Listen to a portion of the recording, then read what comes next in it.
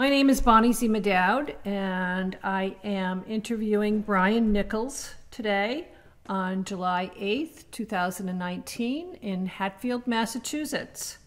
And the location of our interview is the Hatfield American Legion in town. The purpose of this interview is to have a conversation with Bryan today and to have him leave his legacy with the Hatfield Vietnam Veterans Oral History Grant. So Bryan, can you give me your full name and where you were born, and then tell us why you joined the Army? My name is Bryan Nichols, and I was born in Gardner, Massachusetts. I joined the Army because I had run out of money to go to college, and as I left the university, I received my draft notice shortly thereafterward, and so rather than be drafted and go to Vietnam, I joined as I enlisted in the Army for a 3-year term, and still ended up in Vietnam.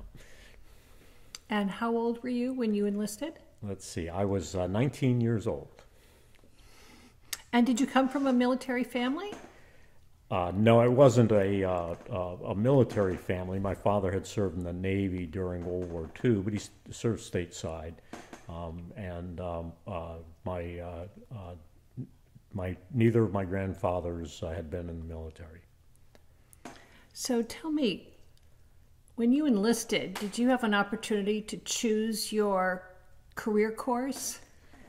Yes, and you were tested. You were given a basic test, a series of tests, and then my intent was to be a clerk typist, and feeling again that was a pretty safe occupation. But when my test scores came back, they suggested I might want to go somewhere else, and I might want to do something else.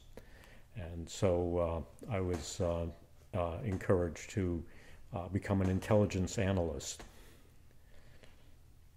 Very interesting. Well, before we go and explore what exactly an intelligence analyst does, tell me about what boot camp was like. Boot camp was an awakening. It consisted of it began for me in the month of June, and at Fort Dix in New Jersey, and along with a whole bunch of other people, and I remember it being extremely hot, extremely strenuous in the beginning, and we were worked pretty hard physically, and but as you began to get into shape, you notice the heat less and less, and you're more able to concentrate on the actual training part of it, and not on the survival part of it. So tell me about your training to become an intelligent analyst. The intelligence training was all of 9 weeks and took place at Fort Holabird, Maryland, which at that time was the headquarters of the United States Army Intelligence Command and also the United Army Intelligence School. And it essentially acquainted you with the basics of intelligence gathering, and there was some limited skills training, just a few hours training on things like picking locks and all the stuff that you see in the James Bond movies, but not a whole lot of that, and it was more on methods and techniques and the way that the Army did things, the way it structured its intelligence gathering and reporting. Interesting. So did you find it interesting yourself as you were studying? It was so highly structured and so generalized that it wasn't terribly interesting. And even the sections that dealt specifically with, say, Southeast Asia or Vietnam, were again very, very general, and things you could have probably read about in Newsweek or something like that. So it wasn't particularly challenging, and actually, while you were doing your training, you weren't at all sure that you were actually going to Vietnam, although at that point in time, a good many people were being assigned to Vietnam. So tell me what the year was. This was 1968, and my recollection is that I started the training in September, and we wrapped up the first part of at the end of October, and then I was on my way to Vietnam in the first week of December. And prior to traveling to Vietnam, had you traveled anywhere outside of your hometown or anywhere outside the state? Barely. My recollection is that the only trips that I had taken outside the state were when my friends and I would go over the border into New York, where you could buy beer when you were 18. So that was the extent of it. I had certainly no foreign travel, and unless you consider New York a foreign country. Some people do. So at the age of 19, you boarded this plane and you went across the world and landed in Vietnam. And what was your initial reaction, your initial experience to opening the door and walking out of the plane? It was hot. Remembering that this was the first part of December, my recollection is that it was very cold. It was particularly cold early December, and the temperature at Logan had been pretty close to zero. And in Vietnam, stepping off the plane at Long Binh, it was 107. So that was first impression. Mm-hmm. And what can you tell me about being in a third world country? You have the heat to deal with, and then what a totally new experience being in a third world country. Absolutely, and I think probably the second impression after the heat was the smell, was the odor, because in the cities there was no trash pickup, so to speak. So the trash was burned, and if it wasn't burned promptly, you had the emanating odor of rotting garbage, and so that's the. But you got used to it after a while. You didn't even notice it after a while. Mm-hmm.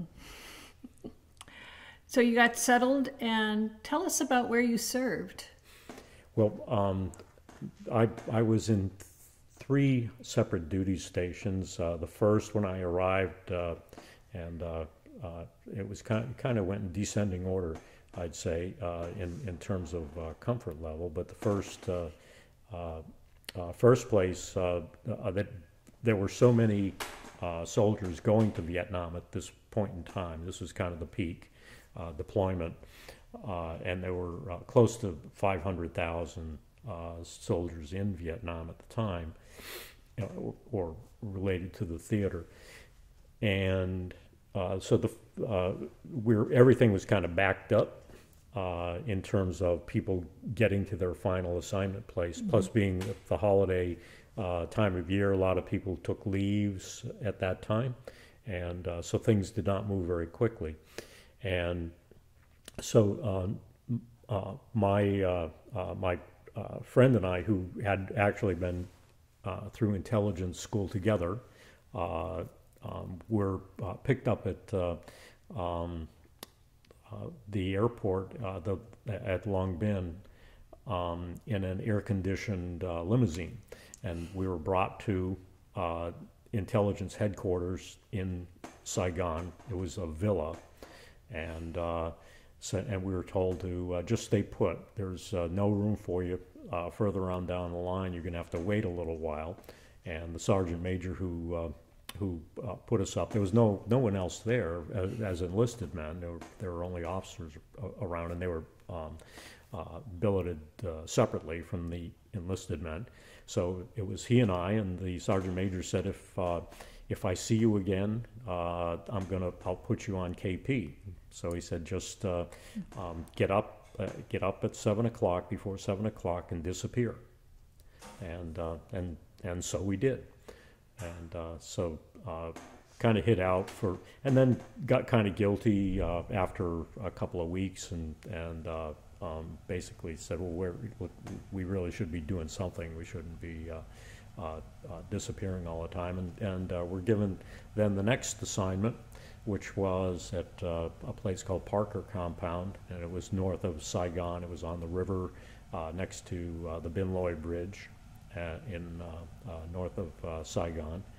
And there again, we did not have a final assignment, and were given duty as security guards for the Parker compound.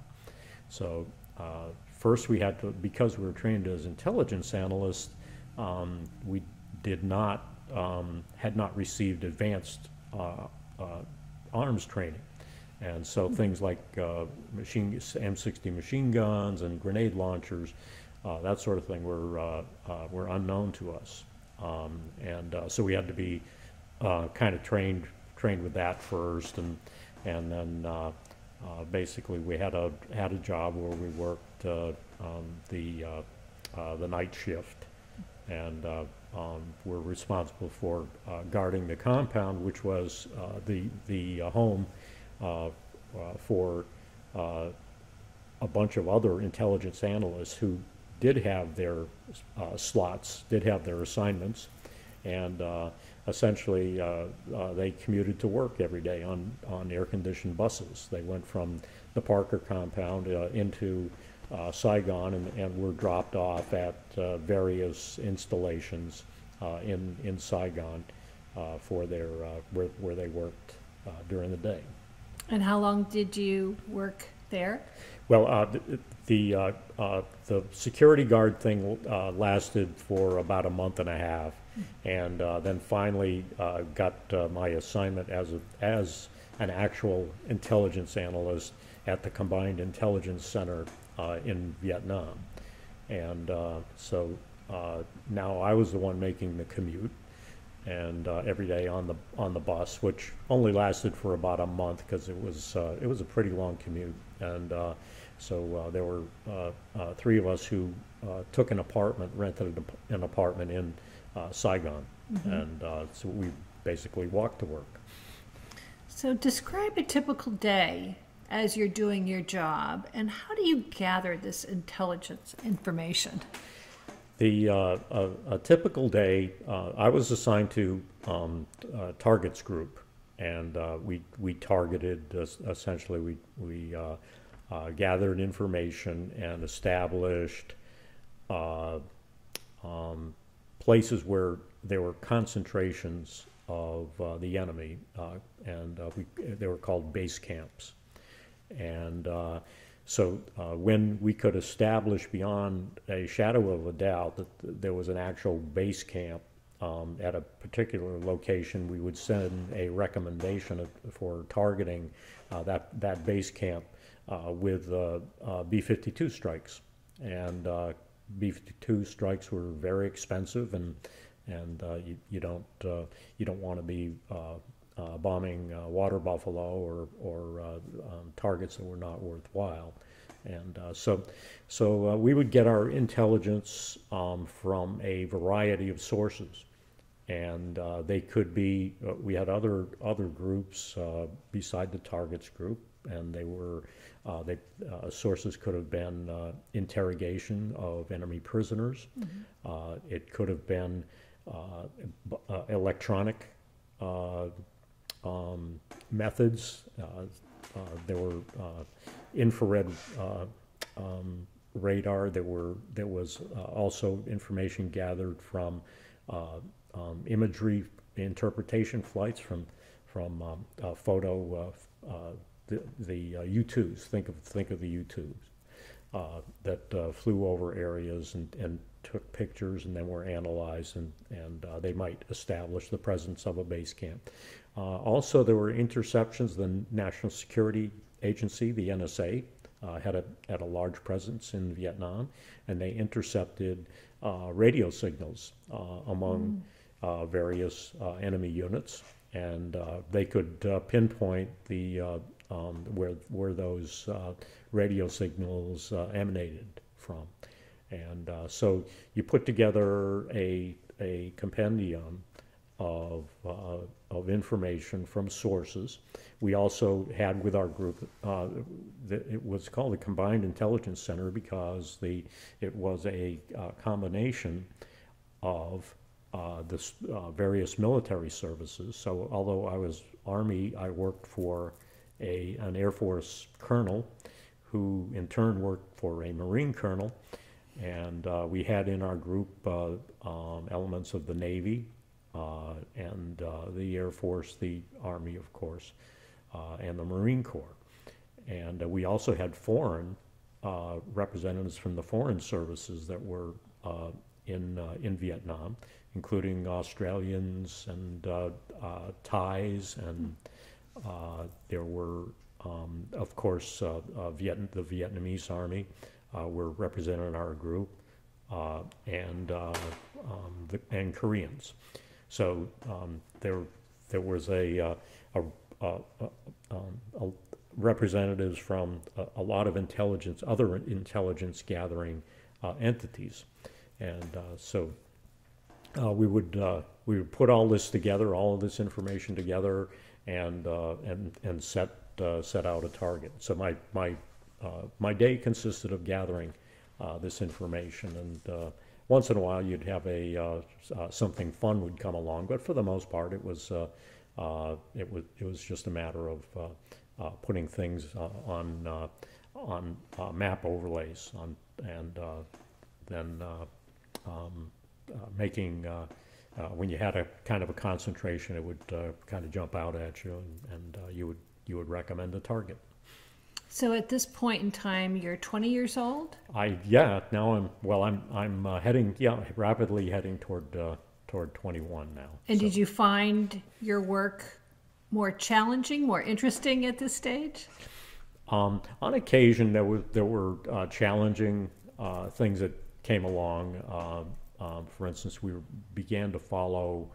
The enemy did not use aircraft. The fighter aircraft that they had were confined to the area around Hanoi, and they were not used in the south.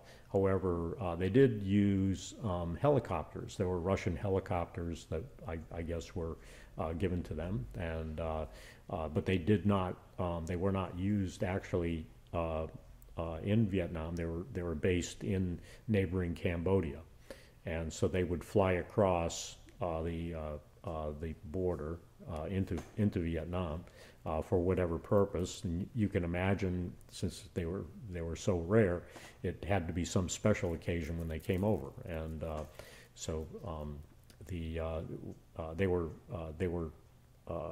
if they did show up, then we would dispatch fighter planes immediately, try to intercept them, because we figured there could have been an enemy general aboard or something of a high value target.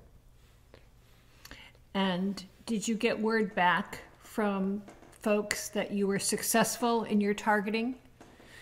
Yeah, in fact, probably the most successful thing had nothing at all to do with targeting. There were a group of special forces people who had come through our shop, and they were being given a tour, and they were from an area to the north of us, and it was an area that we covered, that we were responsible for, and so they saw saw what we were doing. They thought it was great, and they asked if they could have a copy, and so my boss said, "Sure, we can give you a copy." And when would you like it? And they said, "Well, we're leaving tomorrow." And actually, they wanted 4 copies, as it turned out, one for each of the battalions that were in the group. And so spent a lot of time putting all that together for them. And as it turned out, the work that we had the work that I put out actually did help out. And so they sent along a thank you letter that based on the information that we provided, they were able to prepare for an attack, and they were able to they felt that there were fewer casualties on our side than there would have been otherwise. Well, congratulations. I bet you received very few letters of gratitude. Yeah, it was not that type of environment where you had a whole lot of time to get into that sort of thing. Although I was promoted, and I did receive a citation for some work that I did. So I You're very humble. That's not why you do it. It's. So you're working during the day, and then you have time in the evening. What did you do with your leisure time, Bryan? Well, most of the time you may have had, if you did have time, you probably didn't have money. And, being an enlisted man, and you did receive combat pay, but it was pretty paltry, as I recall, and didn't go very far, particularly in the city where the black market was rampant, and things cost quite a bit of money. Just going out for a night would end up being a $20 thing, and I think I was probably making $250 a month at the time. So and then I had my the apartment rent and everything. So mostly we had one TV station in English, and it was the Armed Forces Vietnam Network. And so we would go back to the apartment and watch the one channel, or listen to some music, and drink a beer, and that was kind of the excitement until the next payday. And speaking of music, do you remember any particular song that resonates with this time? Oh yes, there are a lot of them that were around at this time, and there were "Time of the Season" by the Hollies was one, and let's see, there was I'm thinking that the Guess Who with "These Eyes," and then the Rolling Stones had come out with a new album, and so "Sympathy for the Devil" was a song that I listened to, and of course the Beatles songs, some of the White Album had come out. So there, I remember an awful lot. I could go on for probably a half hour with just the songs that I remember. Great. And thank you so much for sharing that. In between, did you communicate with family? Were you writing letters in your downtime, receiving letters, making calls? I was not a big letter writer, and to make a phone call, it involved going to the USO in downtown Saigon, where you had to pay $25 to make the long distance call to the States. So basically, I did that once, and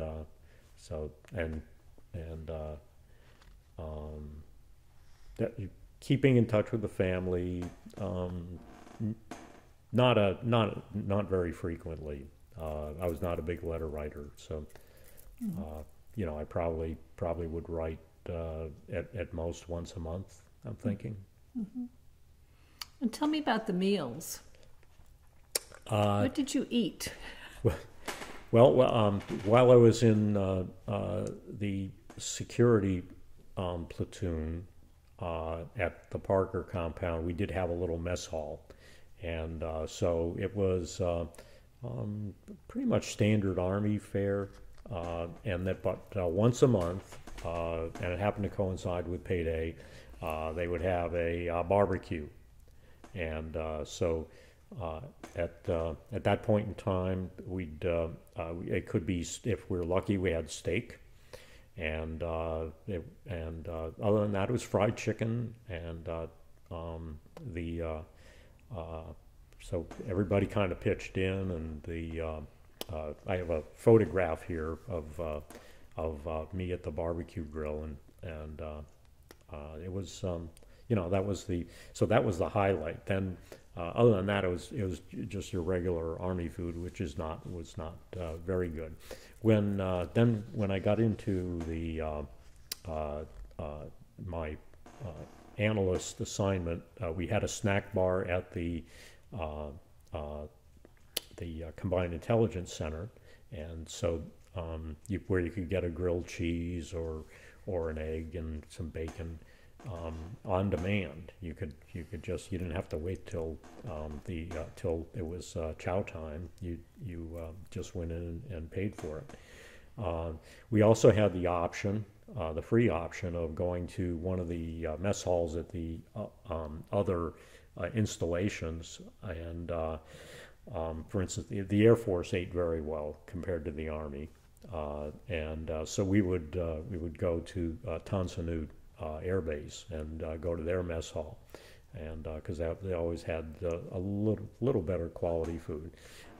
You could also go to Third Field Hospital, which was very close to where we were. The upside the food was that the food was fairly good. Downside was it was a pretty active place with the wounded coming in and everything. It's not exactly setting your appetite to walk by a lot of wounded people on your way to lunch. Mm. So that was probably the second choice for that reason. Mm. So you're now 21, 22? Yeah, I'm 21. Okay. So now I can drink legally. And reflecting back, what did this experience do for you at the age of 21? It made me a much more serious person, and showed me that life is fleeting, and that it's important to take measure of every minute that you can, and try to accomplish some things, and so it probably made me much more respectful of my parents, and because I was now adopting their views, and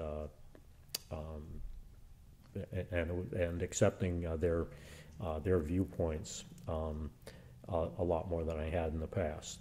Mm-hmm. And how about relationships and friendships? Did you grow close to anyone? Did you, especially your roommates or some of your colleagues, perhaps? Yeah, the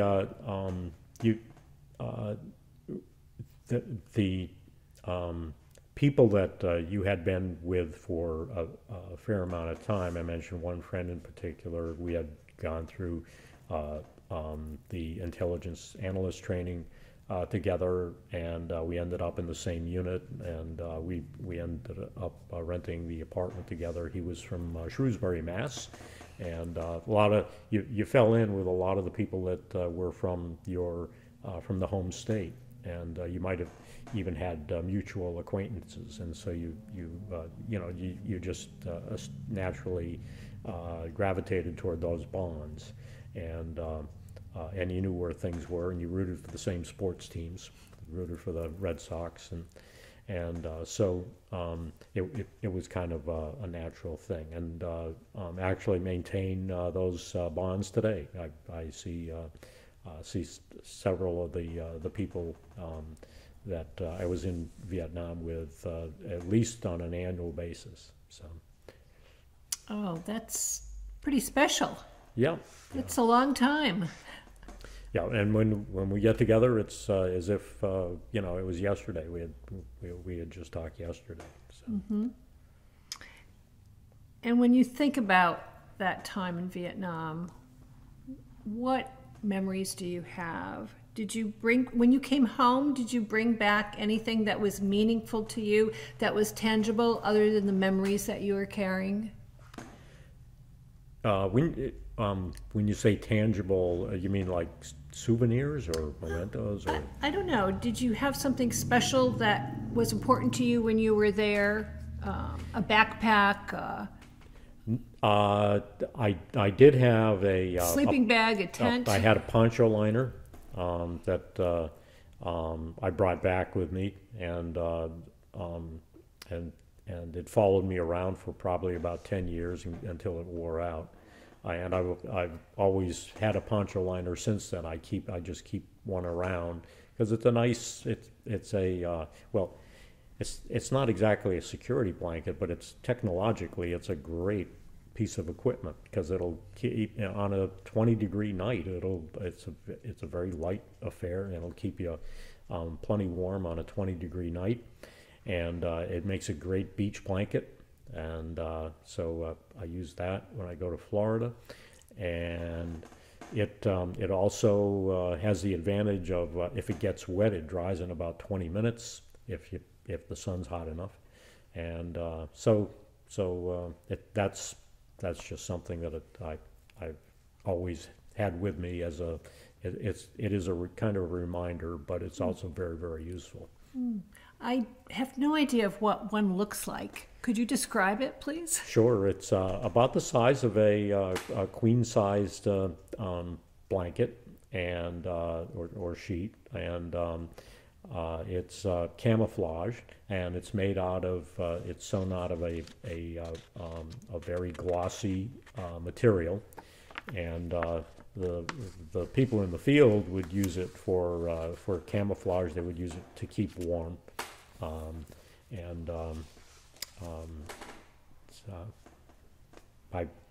I actually lent my Poncho Liner to the museum here for display purposes, so it's in our museum.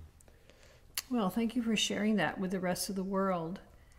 So, speaking of world, when you came back, well, how did you feel? What was your experience like getting off the plane and stepping back into America?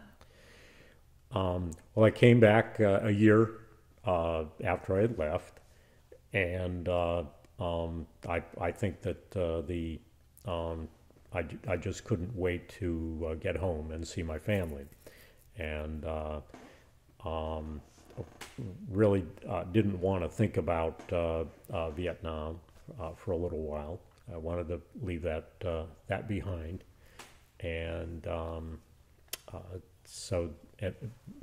but keeping in mind that I was only halfway through my 3 years of service now, and so I had another 18 months of service left, and I, like many other people from the same group, were assigned back to Fort Holabird and assigned to the Military Intelligence Command, where once again they really didn't have a job for us, and so negotiated a deal with the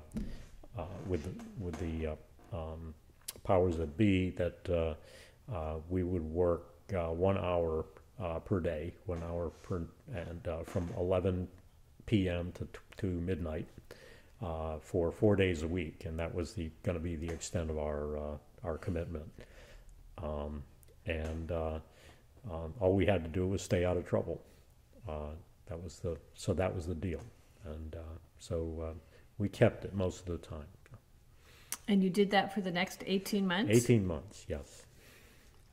And in between, did you go back to college?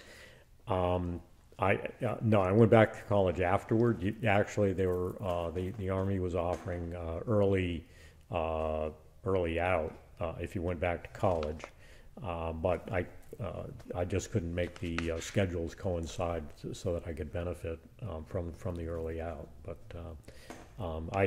let's see, I did try to take a class while I was at Fort Holabird at the University of Baltimore, but the logistics were kind of tough, making that all work, and so I didn't. I had dropped out after a fairly short period of time.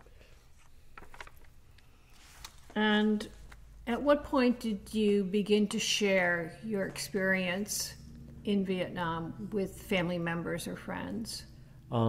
I found out fairly early on that it's just something that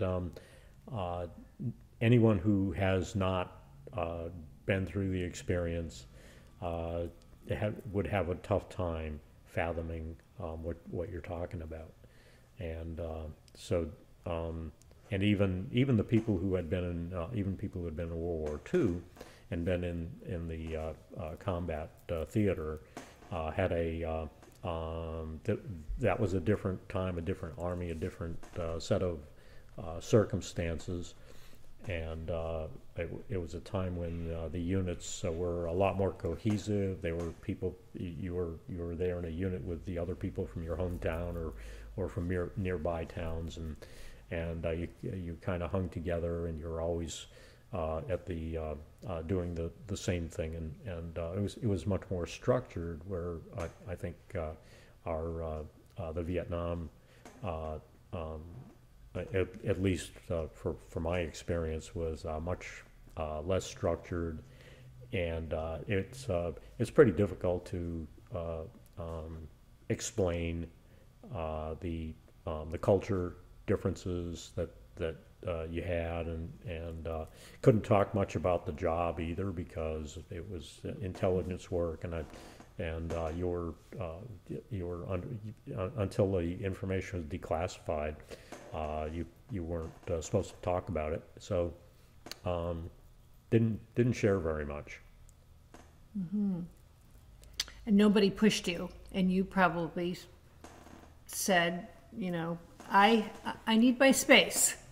Yes, yeah, and if great, you don't want to hear about it, I don't want to talk about it, we're good. Is there anything else you'd like to share with our listeners today that I haven't touched upon? No, I think I think you've covered a lot of the area, and I guess it was about 12 years ago. Before I retired, I was actually changing jobs and moving into the place that I was going to retire from, and the interviewer happened to be a former Marine colonel, and so he asked me what I thought the reason was that we did not prevail in Vietnam, and I think it was probably maybe the first time I'd been asked the question. And so I responded. I thought for a minute, and I told him that I thought that we had lost sight of the mission in Vietnam. When I arrived, the Viet Cong had been defeated at the Tet. Most people think that Tet was a disaster for the United States. It was a public relations disaster, and yes, we had casualties, but it was militarily, it was a major setback, and that took about a year and a half for the enemy to recover from. And in 3 Corps, for instance, which was where Saigon was located, they couldn't even put together enough people to mount another attack for many months. And but this was not the way that it was described by the press to the American people. And so so I think that the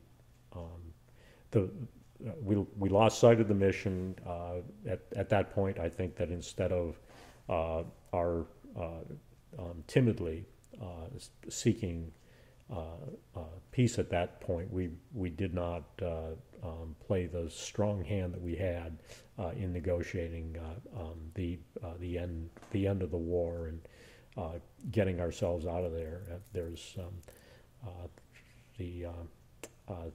the enemy was highly motivated, and they were concentrated on their mission, and we were not. So I guess that's my final word. Thank you for sharing that, and thank you for speaking with us. Most importantly, thank you for your service, Bryan. So now, as a veteran, are you active in the veteran community, and have you traveled down to Washington and seen the Vietnam Memorial? Yeah, I was not active until about 15 years ago with veterans organizations, and I had put off going to the wall, but finally I did go, and it was very impressive, and it was emotional, and I've been since I joined the American Legion. I've been active with the post. The guys from World War II and Korea were beginning to leave us. And so I felt that I had to step up, and so I became commander for 3 years, and did what I could. Although I had a full time, I was still working full time, and it was I couldn't give it everything that I had, but since then I've been vice commander for another 12 years, and. We try to honor our comrades, the ones who have passed away in formal services. We organize the Memorial Day parade in town. We organize Flag Day commemoration, where we dispose of the flags no longer in service, and do a few other things. See that the flags at the cemeteries